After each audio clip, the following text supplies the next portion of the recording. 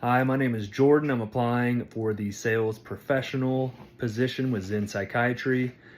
I'm upset that this is my third time shooting this video. I had so much to say about just the mental health space that I went way over time the first two times I shot this. So I'm going to try to finish this, be clear and concise. But I'm just going to start off with my sales experience. The one that's most pertinent, I think, is my last position with Roofing Force. I was a roofing contractor.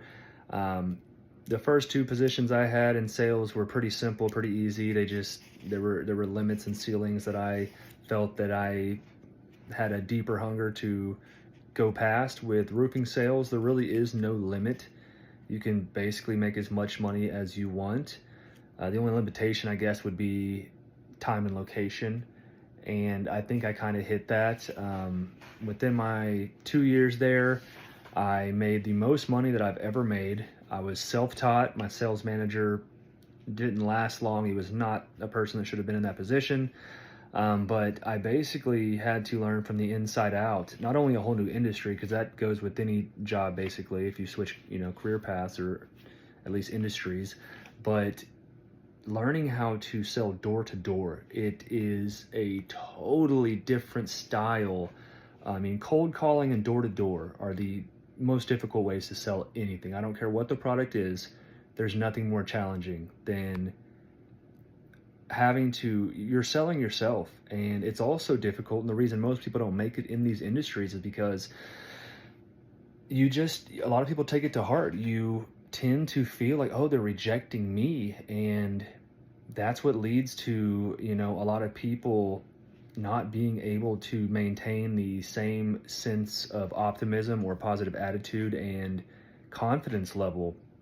And so I think, I watch so many people come in and out of our company. I can't imagine how many people in the entire industry, but they come and go. There's a constant turnover rate. I was one of only 3 salesmen in our office that was locked in, because you have to be a hustler. You have to go out and just knock doors every day and sell yourself in 30 seconds or less. So if you make it even past that 30-second mark, I mean, that's half the battle right there. But also in this industry, you're competing with other people every single time. There's no situation in which you have an opportunity with a prospect where you're the only person. I mean, insurance companies tell customers to get 3 to 5 bids. So at any given time, you're dealing with at least 3 to 5 other companies, and they are cutthroat. They don't care about you.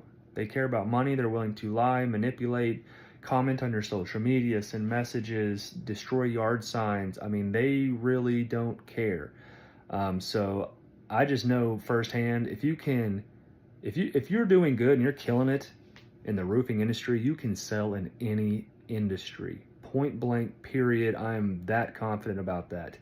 Having said that, I think I am much different from most people in roofing sales, because there's a lot of high pressure, there's a lot of pushiness, and that's how my sales manager tried to teach me, and I kind of rejected that. But I learned my own method, and it's there's a lot of psychology involved in how I sell. There's a lot of tonality in matching certain energies that you see from the customer, or showing empathy to prevent objections from ever even happening, because the more objections you get, the higher your chances the sale's never going to close, and that's just a matter of fact.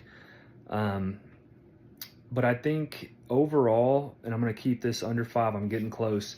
I can go on and on about the sales experience and why I think my sales experience trumps anybody you're going to interview.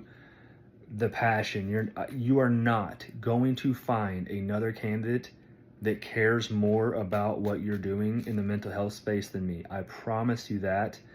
I have a personal story that I'm going to have to cut it out. There's no way I can fit this into the time limit. So I hopefully I can tell you that when you give me the interview. But what you said about you're passionate about disrupting the medical industrial complex, I love that. I have a ton to say on that. I have two aunts that are nurses, so I could go into that a little bit more. In a residency focused on pharmacology, not diet, exercise, etc. I mean, you're speaking my language. I think my experience speaks for itself. I would be a perfect fit, so let's talk more in the interview. Thanks.